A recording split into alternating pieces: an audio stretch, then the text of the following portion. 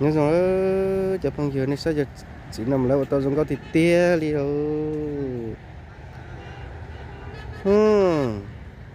hai tia rồi hắn bảo nó đấy cho nên là sai nó sai cho hai nó anh tê hiểu cho nên mà sai rau sai ú sai nó thiếu ô dùng có thật ta nữa lên từ sai vô là cho vào xét đây thay cho nó nhất trong đầu xã Yên Phú huyện Yên Mỹ tỉnh Hưng Yên các văn gia nữa nước các tỉnh huyện văn gia nữa đã lối huyện văn gia đã các nổi bút đồ Hưng Yên nữa các Hà Nội nữa ô chả dùng có chùa liền là chỉ tao dùng đua đi nào bỏ tên là chỉ thân chắc thì sẽ mới cho ít thanh niên một chút tàu lấy tiền chỉ nói cho tôi dùng con là mấy triệu chi lại xem là là chi đó một sự là thêm mua dùng có tạt giò luôn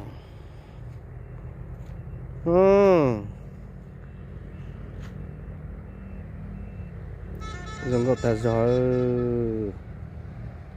nên từ sai vô là tôi không giác hạt rồi nó lú lê xó tông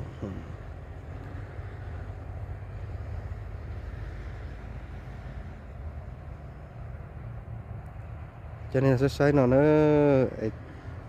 một sai chỉ ở tà lợi hoặc một sai rau thiên nữa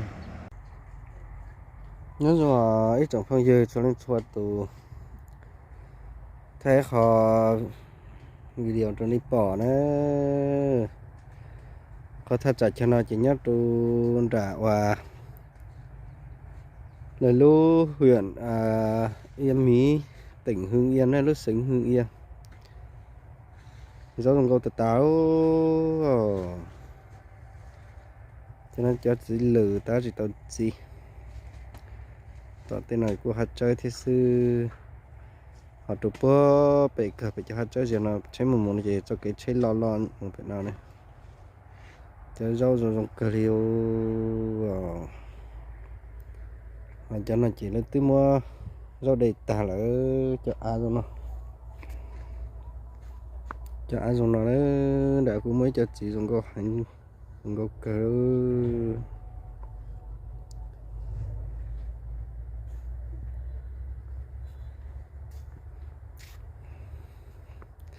cho nên mà sao rau sao chỉ và thế chỉ xí hay thì trong này là một nó chia là hai chừng lò chỉ tàu thia là chỉ bù lò thia nhá đầu chia tàu là một thiên tôi ít xong rồi nó tâm là chỉ tàu bù lò thì là chỉ tàu chỉnh giá lúc xí khởi thia ở chỉ tàu trở đi dù xa thia nó đang nhua nhua cho chỉ dùng có thật ta nữa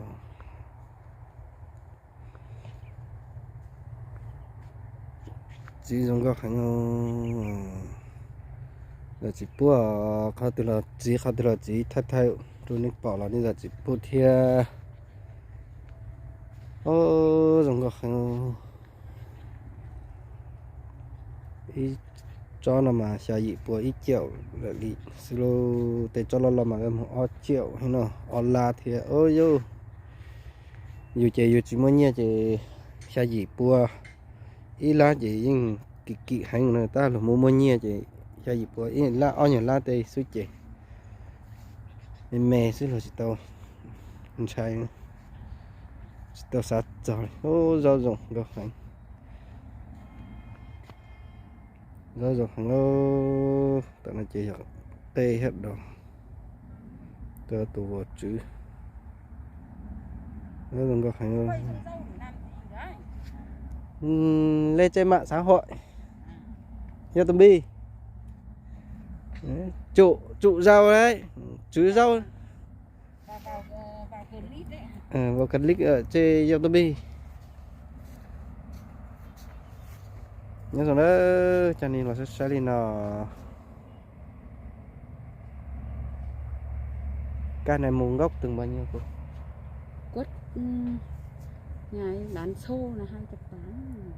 280 nguồn gốc 280 là thu suốt xuống cả cây con. Su đi bù lại. Đấy, chứ không phải là cây to này không. À. Trên này thì cây to, dưới thì cây Dạ. Đẹp nha.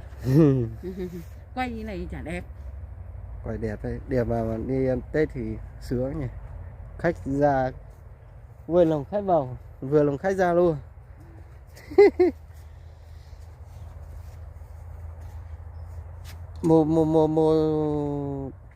mùa hà này chắc là phải gần trăm cây nhỉ, mấy chục cây nhỉ cô nhỉ, gần 50 cây là 1, 2, 3, 4, 5 hơn 200 cây nhỉ. 200 cây là tính là 3 đi 3 là 60 triệu, 60 triệu nhỉ. Quá nhiều tiền, một đống tiền. Rồi có tà nữa.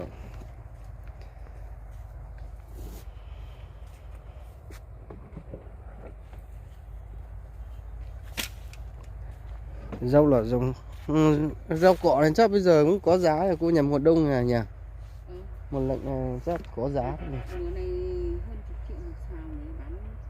bán cho người ta đi bán lấy, người ta phải hơn chục triệu một sào. Tức là từ mé này ra mé kia đi, từ đây đi làm một sào rồi nhỉ. chỗ này hơn sào là hơn chục triệu. Chỗ nhà tôi ra một sào. À, một sào là 1 triệu rồi. Được 11 triệu,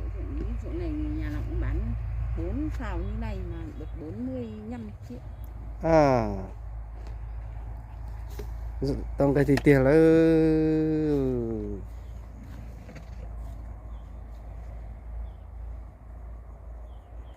đại tê rau nào đã sư ca nào đã sư lấy từ mùa tàu cẩu la được.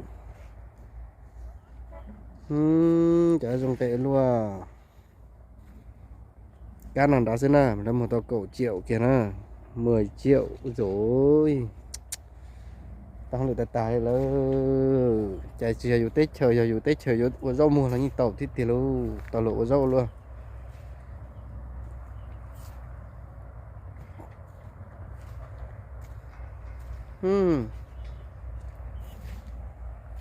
Rau dùng táo Tết chờ niệm rộng đá lợi chế lối nhưng con nọ họ tê nó xuyên thẳng nó ở ít can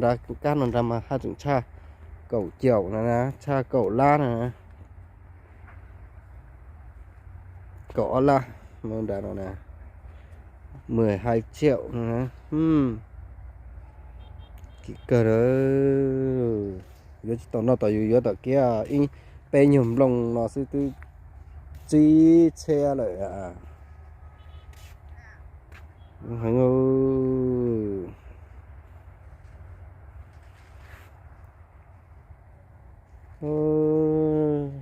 nó hòn đạn đâu nó trả lời đây pe to xe tiền te chỉ nó trả cho dùng câu luôn xí luôn cho mẹ nó chỉ cho pe bớt xanh tủ lót tủ mày tàn trò